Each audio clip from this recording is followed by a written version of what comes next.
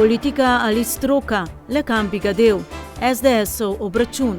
Spominjamo in opominjamo. Peče in ostala pokrivala. Basni po Fofitejevo. Dober večer in lepo pozdravljeni. Včeraj popoldne je na gospodarskem razstavišču svoja vrata odprl mednarodni sejem za aktivni vdih v naravi Natur Alpe Adria ter sejem okusov. Med 300 turističnimi akterji iz 12 držav je zastopana tudi občina Medvode. Časa za obisk imate še do sobote. Več o sejmu prihodnjič, je pa to lepa iztočnica za naslednji prispevek. Včeraj se je na svoji 13. seji sestal tudi občinski svet. Med drugim je imel na dnevnem redu imenovanje članov sveta javnega zavoda Sotočje. Ta zavod pokriva kar 4 področja, poleg turizma, še šport, mladino in kulturo, kamor sodi tudi kulturna dediščina. Spomnimo, lansko leto so občinski svetniki z veliko večino izglasovali pripojitev javnega zavoda za kulturo in mladino k javnemu zavodu za šport in turizem in sprejeli tudi odločitev o enotnem zavodu, krajše javni zavod Sotočje Medvode s ciljem, da bi bilo več sinergije in dolgoročno manjši stroški. Od 21. decembra dalje imamo torej uradno enoten zavod, ki pa za dejansko delovanje in poslovanje potrebuje tudi svet zavoda. Po odloku je ta 5-članski, poleg predstavnika zaposlenih tudi 4 predstavniki ustanoviteljice, ki jih izmed strokovnjakov oziroma poznavalcev z področja dela zavoda, takšna je namreč dikcija, imenuje občinski svet na predlog zainteresirane javnosti in sicer po enega z področja športa, kulture, turizma in mladinske dejavnosti. Prvo sito pa je KVIAZ, politično sestavljena komisija za mandatna vprašanja, volitve in imenovanja. V prvo ji občinskemu svetu ni uspelo predlagati vseh kandidatov, dovolj glasov ni dobil nobeden od kandidatov za področje turizma in mladine. Zato je bila ta točka umaknjena z dnevnega reda decembrske seje občinskega sveta. V ponovnem poskusu je KVIAZ-u sicer uspelo izglasovati še preostala 2 kandidata, ob tem pa so se vendarle zastavila nova vprašanja, poleg postopkovnih še temeljno, politika ali stroka. Spomnimo še, na začetku mandata so občinski svetniki med drugim dorekli tudi končno verzijo navodila obnašanja predstavnikov, ki sedijo v njenem imenu v svetu javnih zavodov, katerih ustanoviteljica je občina. Da je s tako oblikovanimi navodili predstavnikom občine odvzeta strokovna integriteta, je menil predvsem svetnik Stanko Okoliš. Najbolj glasna nasprotnica Alenka Žavbi-Kunaver pa je takrat odprla vprašanje, na kakšen način občina sploh imenuje svoje predstavnike. Mislim, da bi mogla biti to tista prva varovalka, da bi se občinski svet in KVIAZ korektno in pravilno odločil, koga sploh tja pošlje. Če bi imeli predstavnike v teh zavodih, take, ki so res imajo namen delati, ki niso zgolj iz političnih razlogov tam, mislim, da tudi ta navodila sploh ne bi bila potrebna, ker bi točno vedeli, kaj in kako je treba. In kaj se je torej dogajalo na ponovljenem postopku KVIAZ-a? KVIAZ-u je uspelo izglasovati sicer na tajnem glasovanju tudi kandidata z področja mladine in turizma, pa vendarle v slednjem primeru so, tako kot v primeru kandidata z področja športa, prezrli predlog Turistične zveze Medvode in podprli predlog politične stranke. Prvič je Turistična zveza Medvode predlagala Vanjo Lučniškar, aktivno prostovoljko na področju turizma, in s predlogom ni uspela. V drugo pa je predlagala, ponovno neuspešno, Iztoka Pipana, najprostovoljca leta 2015 z področja turizma. Ja, kar nekaj sprenevedanja je bilo tako na seji KVIAZ-a kot včeraj na seji sveta. Kakšna je bila odločitev občinskega sveta pa v prihodnji informativni oddaji, tako kot o vseh ostalih odločitvah in razpravah.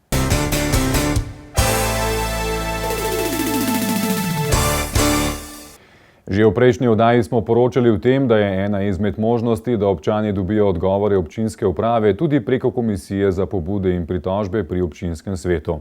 Občani pa seveda ubirajo tudi drugačna, običajno bolj učinkovita pota. Igor Kršinar je prejšnji teden svojo problematiko naslovil neposredno na župana, uvedno svetnikom pa tudi našemu uredništvu. Odpira zanimivo dilemo. Ob vseh parkiriščih v središču Medvod opozarja na pomanjkanje parkirnih mest za tiste naše občane, ki bi želeli do Medvod z avtomobilom, pot v Ljubljano pa nadaljevati z javnim potniškim prometom. Kot pravi občan, sicer pa novinar Igor Kršinar, je vprašanje naslovil predvsem v imenu tistih občanov, ki imajo do prvega javnega prevoza predaleč, da bi prišli peš. Zato se do središča Medvod pripeljejo z avtomobilom, pot v Ljubljano pa nadaljujejo bodisi z avtobusom, bodisi z vlakom. Predvsem ima v mislih krajane Golega Brda, Žleb in ostalih Polhograjcev, pa tudi Sore in Senice. Problematika se je na preški strani že zaostrila, saj je parkiranje tako rekoč že onemogočeno. Na medvoški strani pa je parkirnih mest sicer dovolj, so pa večinoma v privatni lasti in omejeni na 2 uri. So dejansko ljudje v stiski, ko nimajo kje parkirati, če recimo želijo nadaljevati pot v službo, recimo če imajo v Ljubljani, z javnim prevozom. In človeku ne preostane kaj drugega, da se usede v avto in se odpelje v Ljubljano. Tam recimo dobite že parkirne prostore za recimo 3 evre do 8 ur, nad 8 ur pa recimo 3,5 evra. Ne? In če to primerjamo z prevozom, ne, za vlak plačate recimo povratna je 3,70 evra, za avtobus je pa recimo 2,40 evra, se pravi tja in nazaj. Ne. In zdaj, če bi se kdo tukaj spomnil in tukaj naredil parkirišča, ki so plačljiva, jaz mislim, da bi v bistvu s tem ljudi še bolj nagnal z avtomobili v Ljubljano, ne, tudi zaradi stroškov. Ne vem pa, a je ravno namen to, ne, da se ljudje vozijo čim več z avti, ali ni vendarle namen, da ljudje čim več potujejo z javnim prevozom. Občinski svetniki so namreč lansko leto sprejeli odlok o ureditvi mirujočega prometa v naši občini s ciljem, da občina mirujoči promet uredi vsaj tam, kjer je to že mogoče in prepreči celodnevno parkiranje tistim, predvsem z gorenjskega konca, ki se od tu v glavno mesto odpravijo z javnim potniškim prometom. Ali pa od vsega skupaj vsaj kaj imeti. Obeta se postavitev parkomatov, morebitni popusti za občane Medvod pa vsaj v odloku niso predvideni. Vi ste izpostavili problem, imate pa tudi rešitev oziroma predlog. Predlagal sem, da občina uredi parkirne prostore za občane, ne samo na medvoški strani, ampak tudi na preški strani. Ne. In sicer tako, lahko so sicer plačljivi, ne, vendar pa bi za občane bilo smiselno, da dobijo na občini neko kartico, na podlagi katere lahko parkirajo cel mesec, recimo ali brezplačno ali pa recimo največ 10 evrov, ker višja cena se nikomu ne bi splačala, da bi parkiral tukaj. Kršinar je izrazil upanje, da župan krajanom ne bo predlagal, naj se z avtomobili vozijo v Ljubljano in tam parkirajo ter polnijo mestni proračun sosednje občine in da jih bo vendarle spodbujal k porabi javnega prevoza in k čistejšemu okolju. Slednji pa obljublja strokovne in ne le ad hoc rešitve. Tukaj se mi zdi, da je en korak naprej narejen, ko bo državi uspelo doseči integrirane vozovnice. To pomeni, da se bo dalo uporabljati za različne avtobusne prevoznike, za vlak in avtobus. Nekako obljubljajo nam ali pa informacije, ki jih imamo z LPP-ja, pa delno tudi z ministrstva, je, da bi to moralo v letošnjem letu že narediti. Res pa, da bodo s tem najbrž Medvode postale tudi še bolj zanimive za tiste, ki bi želeli tukaj parkirati. V osnutku občinskega prostorskega načrta je že predvidena lokacija parkirišča v stilu Park and Ride, torej parkiraj svoj avto in pot nadaljuj z javnim potniškim prometom. Na lokaciji v bližini Tometove domačije, vendar se že zastavlja vprašanje, ali je to sploh še primerna lokacija. Ker Slovenske železnice so v zadnjih izjavah rekli, da tam ne želijo graditi nove postaje in se meni osebno zdi zelo malo verjetno, da bo nekdo pešačil skoraj da kilometer do železniške postaje. Tako da, Park and Ride, da, vprašanje, če na tisti lokaciji, kjer je, mogoče bi bilo veliko bolj umestno, če ga umestimo nekam na stran, na preško stran, torej mogoče tam, kjer so danes vrtički, eno cono ob železniški postaji oziroma ob železniški progi namenimo temu dolgotrajnemu parkiranju, ki ne bo brezplačno, bo pa zagotovo tako cenovno ugodno, da bo privlačno tako za naše občane, kot najbrž tudi za koga drugega. Kratkoročne rešitve, ki so nenazadnje tudi v skladu s Kršinarjevo pobudo, pa se obetajo že do poletja. Mogoče torej skladno s tem predlogom, ki je bil dan, bi se dalo na tem novo zgrajenem parkirišču, jaz rečem še pri Bojti, mogoče pa res vzpostaviti ta režim, torej da zagotovimo prav da damo na voljo teh 25 ali koliko parkirnih mest bo za neko relativno nizko mesečno najemnino interesentom, ki uporabljajo javni potniški promet, pa jih to ne bi prizadelo do te mere, da ne bi bilo več zanimivo, ampak bi pa posledica bila tudi to, da je bilo malo manj na črno ali pa na divje parkiranih vozil za cel dan po tem našem strogem centru. Tako da to idejo bomo zagotovo premislili in ko parkirišče zagleda luč sveta, ko bo investicija zaključena, jaz računam, da pred poletjem bi to lahko tudi že uvedali. Kot če pravi, si ne želi, da bi se Medvode dejansko spremenile v eno samo veliko parkirišče. Ponosen pa je, da je že prvi projektni tim občinske uprave brez zunanjih sodelavcev uspel na razpisu Ministrstva za infrastrukturo in pridobil sredstva za izdelavo celostne prometne strategije v naši občini, ki bo dala odgovor tudi na prej zastavljena vprašanja. Prometna strategija je pa kroven, pa ključen dokument, ki ga bodo občine morale sprejeti, če bodo želele v naslednji petletki ali pa v naslednji kohezijski shemi kandidirati za sredstva z naslova trajnostne mobilnosti. Moja želja po pogovorih, ki smo jih zdaj imeli, je, da prometna strategija ni samo ena mrtva črka na papirju, še ena v nizu strategij, ki jo damo v predal, pa nimamo z njo kaj početi. Prometna strategija je na nek način ključna strategija občine Medvode. Ker do sedaj, kakorkoli smo se obračali, pa če smo gledali gospodarstvo, pa če smo gledali družbene objekte ali pa če smo gledali drugo infrastrukturo, vedno se je v Medvodah ustavljalo pri prometu. Pri glavnih državnih žilah, torej pri cestah, pri glavnih državnih cestah ali pa, če želite, pri naših mostovih pa industriji, kjer se sprašujemo, kam ta promet pravzaprav usmeriti, kako ga pripeljati čim prej na državne ceste. To je en segment, drug zelo pomemben je pa trajnostna mobilnost, torej spodbujanje trajnostne mobilnosti, o tem, ko je bilo danes že govora, torej o javnem potniškem prometu, kako ga še dodatno razvejati, če se ga le da, in kako poskrbeti, da ljudje radi in bolj varno uporabljajo kolo, pa tudi pešcone naj ne bi bile izključene.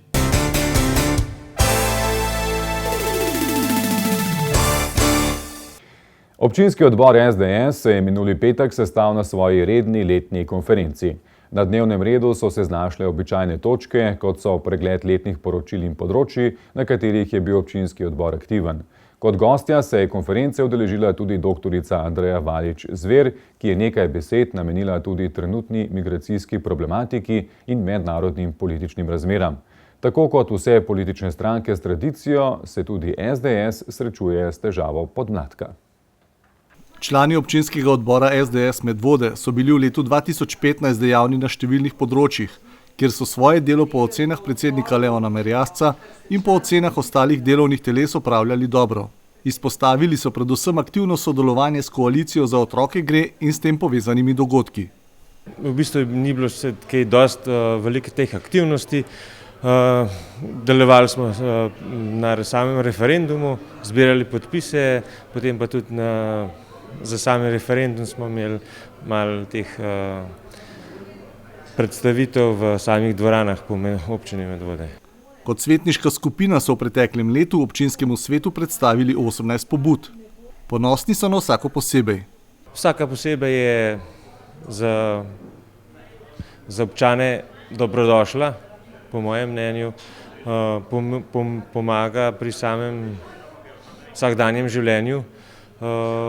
Najbolj tista, ki je ponosna ali ki je še v teku, mi je pa ta komasacija kmetijskih zemljišč. Smernice za delo v letu 2016 so si začrtali predvsem v smeri pridobivanja strankarskega podmladka. Po besedah Merjasca v tem leži prihodnost stranke. S tovrstno problematiko pa se srečujejo tudi ostale politične stranke. Nekaj mladih že imamo in bomo tem mladim, ki jih imamo, in bomo pomagali z vsemi močmi, da oni pritegnejo mlade. Ker verjetno bomo starejši težko pristopili k mladimi.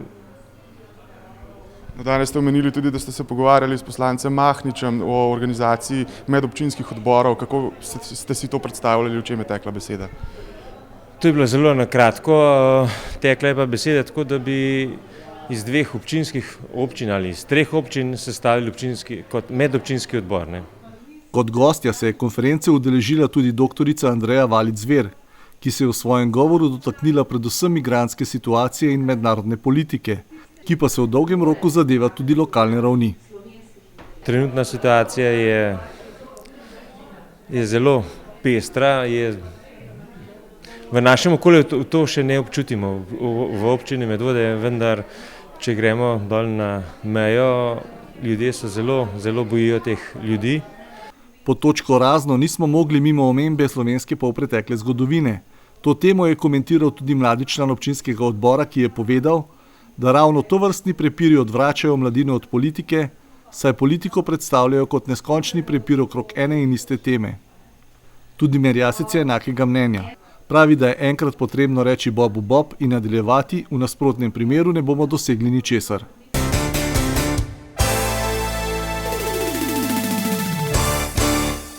Včeraj smo obeležili Mednarodni dan spomina na žrtve holokausta. Osrednja spominska slovesnost pa je potekala že v nedeljo v Centru urbane kulture v Šiški.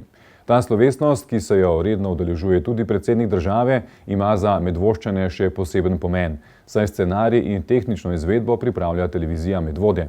Na njej pa nastopajo tudi medvoški kulturniki. Letos med drugim skupina Metal Steel ob seveda že tradicionalnem sodelovanju mladih članov Kuda Smlednik, plesalk baletne šole Stevens in letos še plesnega para iz plesne šole Miran Dance. Koordinacijski odbor žrtev vojnega nasilja, ki deluje v okviru Zveze združenj borcev za vrednote NOB Slovenije, se je slovesnostjo v Centru urbane kulture v Šiški poklonil vsem žrtvam nacizma in fašizma, ki so trpele v koncentracijskih taboriščih zločinskih režimov, posebej pa je spomnil na vse slovenske taboriščnice in taboriščnike, ukradene otroke in pregnance.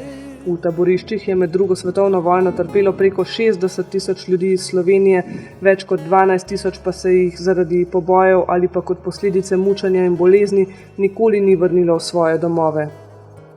Scenaristka Silvana Knok se je na letošnji slovesnosti osredotočila na pripovedi preživelih taboriščnic in njihovih potomcev, skratka, orisala je zgodbe življenja, zgodbe živih pričevalcev z imenom in priimkom njihovih potomcev, ki so doživeli in preživeli holokaust.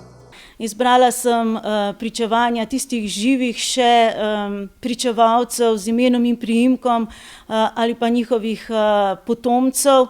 Vse tista pričevanja, ki nekako lahko damo etiketo, da gre za genocid, da gre za holokaust, da gre za porajmost, da gre za šoah.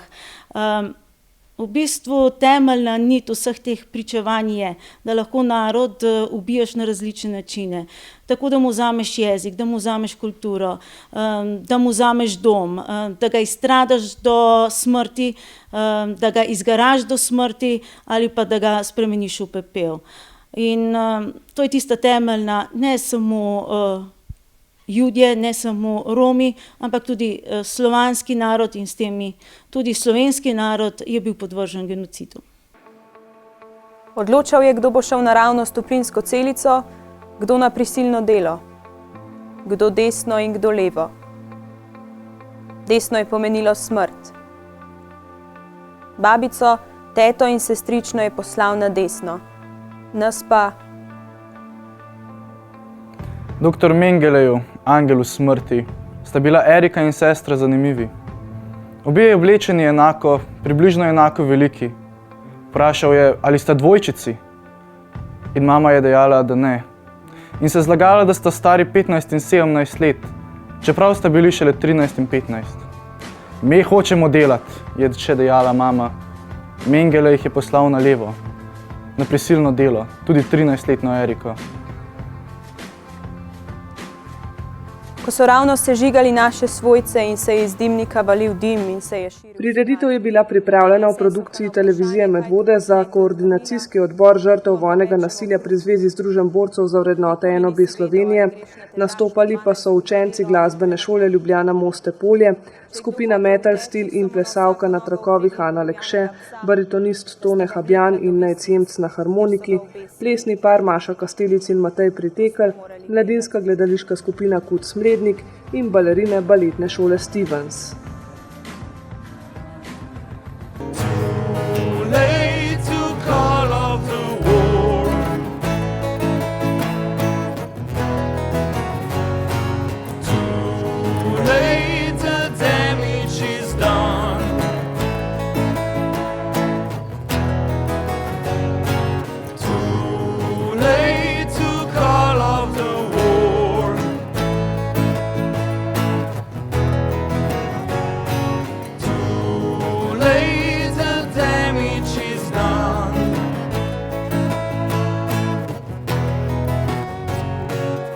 Slovesnosti sta se udeležila tudi predsednik Republike Slovenije Borut Pahor in ministrica za kulturo Julijana Bizjak Mlakar. Torej je bila čudovita proslava, torej danes ni, ta današnja proslava je bila izjemno čustvena in moram priznati, ker je bil tudi moj oče izgnanec, da sem tudi sama bila zelo ganjena. Slavnostna govornica, varuhinja človekovih pravic Vlasta Nussdorfer, je spomnila prisotne, zakaj je resnično pomembno, da ne pozabimo na gorje, ki se je zgodilo v času druge svetovne vojne. Le nekateri ste preživeli in le nekateri ste živ spomin na najhujše grozote druge svetovne vojne. In prav je, da vam izkažemo vse spoštovanje in vam sledimo v vaši neizmerni želji biti in ostati človek v najtežjih preizkušnjah. Vaše preživeto gorje mora opominjati nas in tudi prihodnje rodove, da ne izgubimo zgodovinskega spomina, da ga ne zameglijo drugačne zgodbe in pripovedi, ki poskušajo zmanjšati pomembnost upora evropskih narodov zoper razčlovečenje brez primere v zgodovini človeštva. Taborišče in taboriščniki ste živ dokaz tega, kar se nam je dogajalo. Kdor ne verjame, naj si te kraje preprosto ogleda. Šele dobrih 10 let je, odkar je 1. novembra 2005 Generalna skupščina OZN sprejela resolucijo, s katero je 27. januar, to je na dan, ko je bilo leta 1945 osvobojeno največje koncentracijsko taborišče Auschwitz-Birkenau, razglasila kot mednarodni dan spomina na žrtve holokausta. 15. aprila 2015 je Evropski parlament 70 let po koncu druge svetovne vojne z resolucijo prepoznal kot zgodovinsko dejstvo tudi genocid nad Romi. Evropski poslanci in poslanke so pozvali, naj se 2. avgust razglasi za dan spomina nad Romi, dan spomina na Porajmos. Bolje pozno kot nikoli, a kot so opozarjali tekom celotne slovesnosti v Šiški, za človekovo dostojanstvo gre. V dneh, ko se svet ponovno ovija v vojne barve. Zaradi velikega zanimanja bo etnološka razstava pokrival slovenskih žena Peč in Rut, ki jo je v rojstni hiši Jakoba Aljaža pripravil Kut Jarem v sodelovanju s Tržiškim muzejem in javnim zavodom Bogenšperk na ogled ne le do konca tega meseca, ampak do konca meseca februarja. Na ogled so tudi peče, ki so jih več mesecev izdelovale članice društvene sekcije za oživljanje starih običajev pod mentorstvom Marije Podvez. Prav slednja Marija Podvez je bila tista, ki je izdelovanje slovenskih peč po muzejskih predlogah lansko leto uvrstila v program Društva Jarem. Najprej je njena ideja naletela nekaj malega nerazumevanja, kaj peče sploh so, potem pa se je projekt le še nadgrajeval. Jaz delujem sicer še v drugih društvih in v folklornem društvu. Je bila pač ideja, da bi bilo lepo imeti peče, ker pa tam, kjer ženske plešejo, ne šivajo. Sem pa glede na to, da imamo tlele kulturno dediščino, predlagala, kaj pa, če bi pri nas peče naredili. Povabilu na delavnico se je odzvalo ducat vezil. Zbirale so se ob vikendih od maja do novembra in vezle. In marsikatero uro vezle še doma. Največ je narodnega oboda, to je tole, ali pa včasih so rekli, polno vezenje, potem nekaj je rašeljeja, to je to, ki je mrežca, potem je verižni obod, potem je ažur, robčki, kar veliko dela. Če vprašamo motivi, veliko cvetja? Ja, vsekakor cvetje. Sicer na pečah mora to belo biti, drugače pa jaz zelo obožujem žive divje barve. Prav po naključju pa je potem vse skupaj preraslo v vseslovenski projekt. V Tržiškem muzeju so namreč prav lansko leto pripravili razstavo peč in ostalih pokrival. Konec leta so jo prenesli še v rojstno hišo Jakoba Aljaža in tako dopolnili razstavo novih peč izpod rok Jarmovih članic. Dodana pa je tudi replika peče iz 17. stoletja, izdelana po bakrorezu Janeza Vajkarda Valvazorja. Predstavljene so peče, o pečah tudi druga pokrivala, ki so se na Slovenskem nosila, tam od 17. stoletja pa recimo do srede 20. stoletja, pa ne samo pokrivala, tudi način pokrivanja. Torej, nismo želeli predstaviti recimo samo peče kot en estetski predmet, ampak kako so te peče bile položene na glavo oziroma kako so jih ženske zavezovale. In seveda v različnih obdobjih so jih različno zavezovale oziroma jih polagale. In tudi ob različnih priložnostih, recimo za vsak dan, za pražne dni.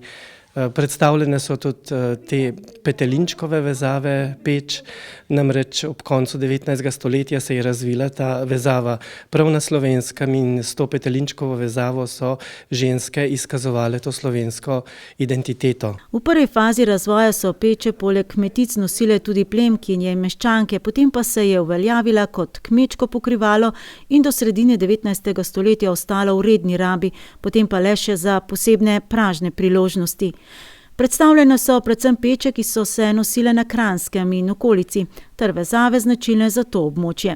Kot posebnost tokratne postavitve pa je peča družine Adamič, ki je bila tako rekoč najdena prav ob tej priložnosti in je last Adamičeve hčere Alenke, sicer članice Kuda Jara. Na njej je mogoče videti te različne motive, različno vezeninsko okrasje od luknjic, spajkov, verižnega oboda, ploščate vezenine, ki so bile sicer znane tudi drugje na Slovenskem, ampak veste, vsaka peča po svoje razkriva druge stvari in meni je ta recimo na tej razstavi izjemna.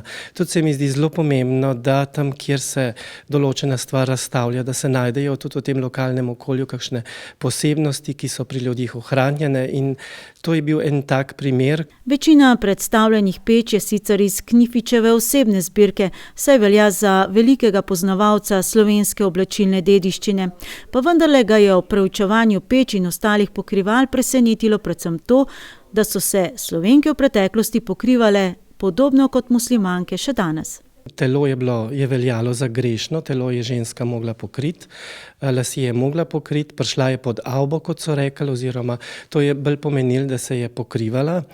In če nam je danes mogoče dokaj nenavadno, da se muslimanke pokrivajo poleti, po zimi, ob vseh dneh in skrivajo pravzaprav svoje telo, pozabljamo ob tem, da na Slovenskem ni bilo zelo drugače. Samo čas se je spremenil. V prvi polovici 19. stoletja so na primer peče si ovijale okrog glave in se je videl res samo obraz iz njih. Peče so danes le še sestavni del oblačil folklornih skupin in pevskih sestavov, čeprav njena aktualizacija ostaja izziv.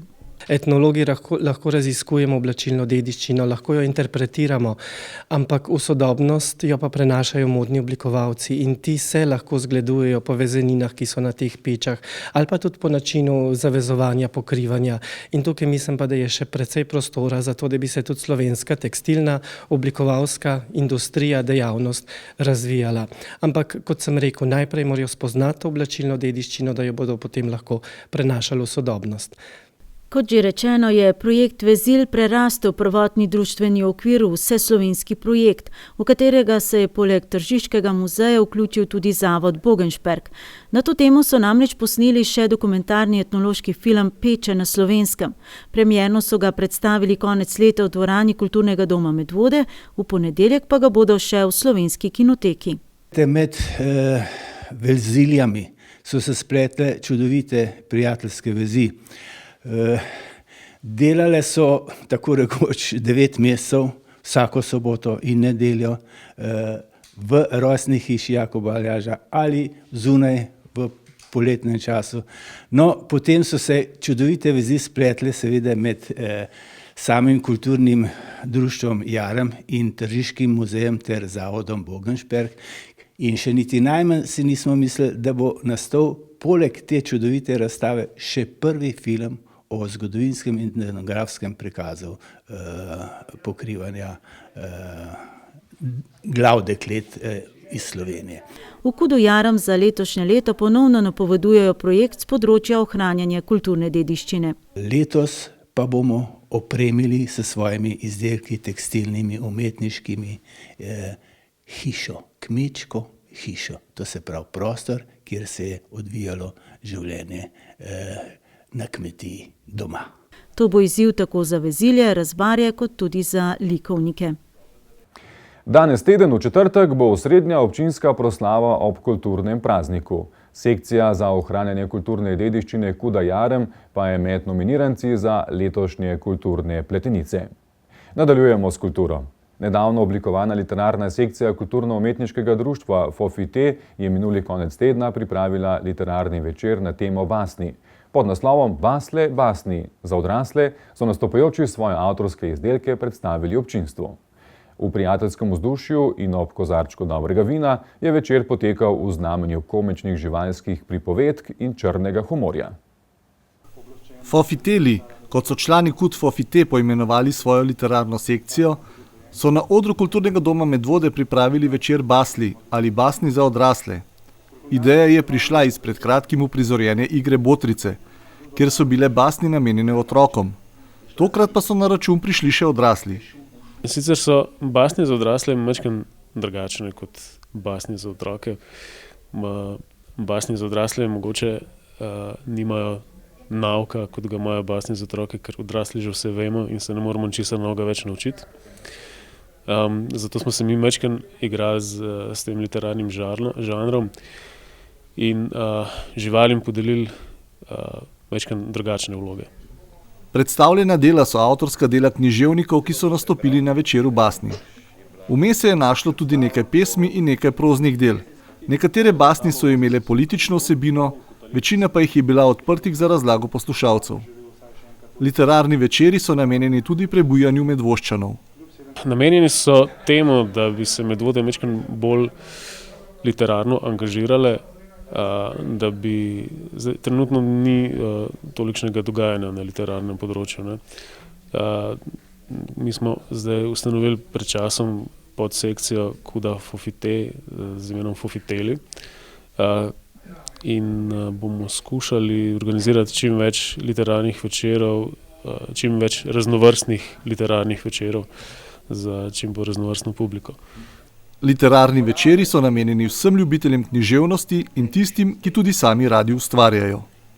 Ja, že nekaj časa pišem, predvsem pesmi, pa krajše sestavke in ko sem videla, da je v Metodah sekcija nastala, sem se kar takoj pridružila.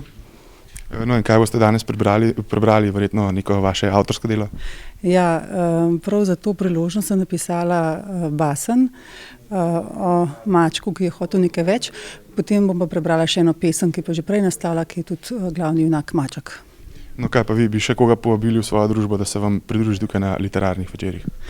Ja, jaz bi povabila vse tiste, ki pišejo, da se nam tako pridružijo, pa tudi vse tiste, ki imajo radi lepo besedo, zanimive ideje, ki radi slišijo kaj novega.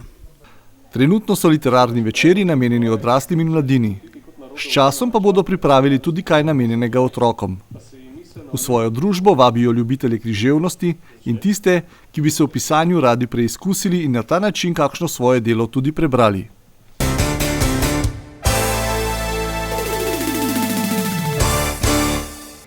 Športni junak minulega vikenda je nedvomno badmintonist Miha Ivanič, ki je upravičil vlogo prvega nosilca na mednarodnem turnirju na Poljskem. Z odličnimi predstavami si je priigral zmago nad posamezniki. V sklopu mladinske reprezentance so na Poljskem nastopili še Miha Ivančič, Rok Jerčinovič in Petra Polanc. V Antholznu je odlično nastopila slovenska moška biatlonska štafeta, ki je na tekmi svetovnega pokala osvojila 14. mesto. Rok Tršan, ki je bil zadolžen za drugo predajo, se je izkazal z le 2 zgrešenima streloma in odličnim tekom.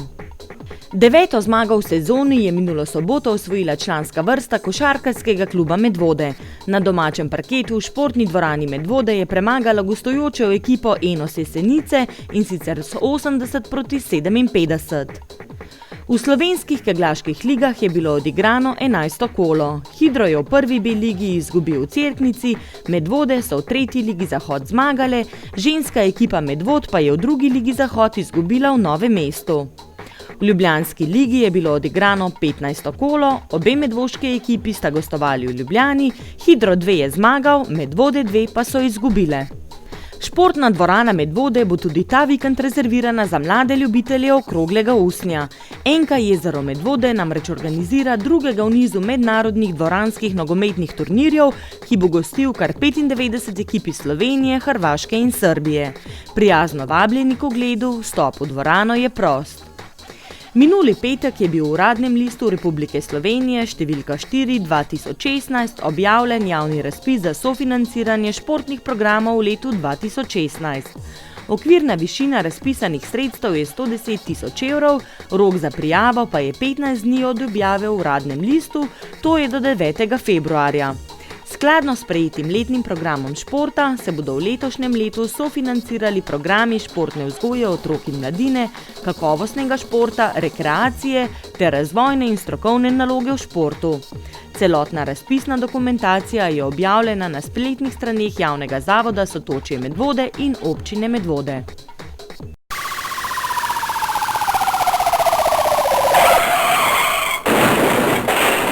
Kar nekaj kaznivih dejanj se je zgodilo v preteklem tednu v Medvodah. Iz kleti bloka so ukradli kolo, nekdo je zlorabil kreditno kartico, policisti so obravnavali tudi goljufijo in zatajitev.